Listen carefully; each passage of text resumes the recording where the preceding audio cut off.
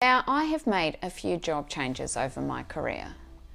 Looking back over my CV, I've discovered that on average, I spend about 3 years in one job before shifting. Obviously, this is not a hard and fast rule. There are some roles that I've stayed in for 5 years. And there is another anomaly where I only stayed in a role for 8 weeks and then was shoulder tapped to move into a different role, which was too good to turn down. But that was the exception. I have, however, over the years picked up on a few telltale signs for me that indicate that it's time for me to consider my next career move. So today I'm going to share some of those with you to hopefully help you out in whether you identify these in yourself.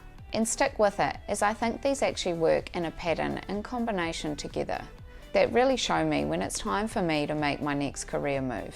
So I have found from my experience that it usually takes me a full year in a role to really determine the cycle of the job.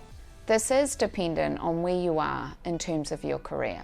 For me, moving into leadership roles and gradually gaining more experience and then taking on more responsibility and bigger teams, I have found a year in a role a pretty good measure of what the role actually looks like and to get my head around the job completely. This is also what I have in my head when I accept a position. I always get this sense of discomfort at around the 3-month mark. This is where I start to question, did I make the right decision? Do I actually really like this job? This also seems to be the time when more responsibility is placed upon me in the role, people expect more of me, and everyone kind of forgets that I've only been there for 12 weeks. And start to see me as a leader that should know everything by now and have all the answers. I think it is also the tipping point where you start to get more projects, more complex work in the role, as people tend to say, well, you've got your feet wet now, it's time to actually do the real job. I always know now that this feeling will come around 3 months in, and I try to get through it by remembering that, okay, I've already done 3 months. I know that it takes a year for me to get a full sense of the job and whether I'm really enjoying it and what I've learnt and to understand it. So if I'm still really not liking it, I've only got another 9 months to test it out. I say that because I think that if you've done a role for a year and you're still feeling the same way and that you don't think you like it and it's not the job for you, I think having stuck to a role for a year before moving on is probably pretty good. It doesn't look like you're job hopping so much. So I go through the discomfort at around 3 months, and I've found that it usually lasts for a month, and I just dig in. And then when I've done a year, I usually have a little bit of reflection on how that year's gone, what I'm thinking about the job, does it challenge me, do I like where I'm working, who I'm working with, and the environment. Generally the answer is, yep, I'm happy to continue, I'm just going to keep going. Now, for those of you who are new to my channel, my name is Nikki. I've been in leadership for over 17 years and have gone from leading just 2 people to leading leaders of large teams. And if you could subscribe to my channel, I would very much appreciate it, and it would remind me that someone's listening. Now, there was one time where I did the full year in the role and had a bit of reflection and thought, actually, I have learned what I can in this role. And I think it's time for me to really make my next career move. So how did I know it was time? One of the key tells for me is that I find that I have more capacity. For example, I found this after 2 years in one of my leadership jobs. I had gone from feeling quite pressured in that my to-do list was really massive and there was always more coming in and something else happening on the horizon, to feeling a bit of a shift where things that I had spent more time on were coming quite easy for me, and I was able to complete them a lot quicker.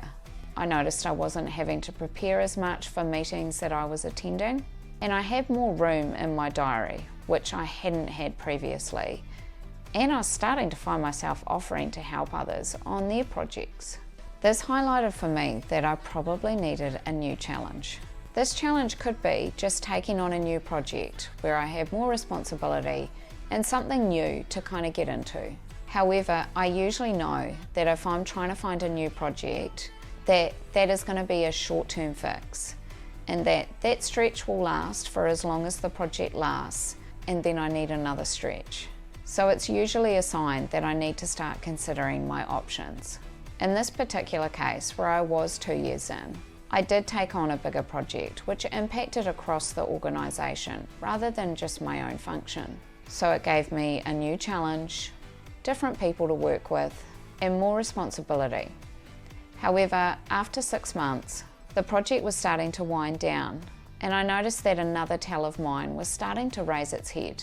And this was that my peers and colleagues were starting to ask me for advice. So while I expect my team that report to me to ask me lots of questions, I noticed that some of my colleagues who have been in the job a lot longer than me were also asking me questions or asking my opinion on things, which I really enjoyed because I really enjoyed working with those people and I enjoyed helping others.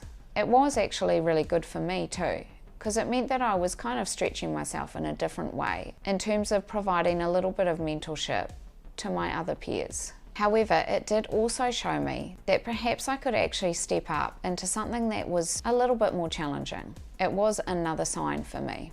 The next tell for me usually shows up in that I suddenly start seeing opportunities everywhere.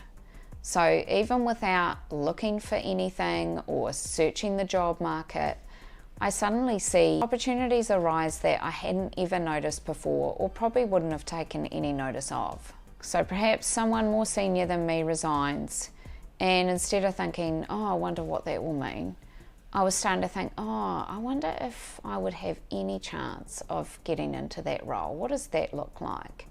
And I was starting to think through those things and consider whether or not that was an opportunity that I could look at.